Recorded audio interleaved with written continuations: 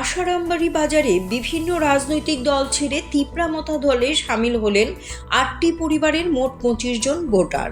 বনমন্ত্রী অনিমেষ দেববর্মার নিজ বিধানসভা এলাকায় অনুষ্ঠিত এই যোগদান সভাকে কেন্দ্র করে ব্যাপক উৎসাহ লক্ষ্য করা যায়।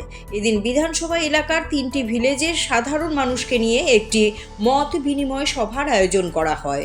সভায় উপস্থিত থেকে বনমন্ত্রী অনিমেষ দেববর্মা এলাকার উন্নয়ন, জনসমস্যা এবং ভবিষ্যৎ পরিকল্পনা নিয়ে জনগণের সঙ্গে বিস্তারিত আলোচনা করেন। অনুষ্ঠানে বিশেষ অতিথি হিসেবে উপস্থিত ছিলেন টিটিএডিসির ইএম অনন্ত দেববর্মা, খোয়াই জোনাল চেয়ারম্যান বিশু দেববর্মা সহ তিপ্রামথা দলের অন্যান্য নেতৃত্বরা।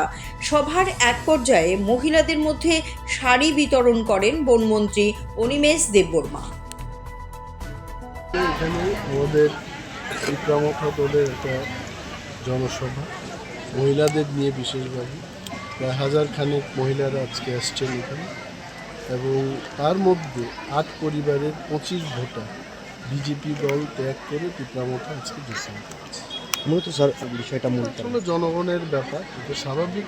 প্রশ্নটা ঠিকই আছে যে একটা অ্যালায়েন্সে কী করে একটা দলের লোক আরেকটা দলের যোগদান করছে, এটা আসলে যার যার ব্যাপার। এখন উভয় পার্টি বসে এটাকে ঠিক করতে হবে। যে স্বাভাবিকভাবে প্রশ্ন উঠবে যে এটি কী করে হচ্ছে, এটা তো আমি বলতে যাব না। তবে আজকে যারা যোগদান দিয়েছেন তাদের কথাই বলি।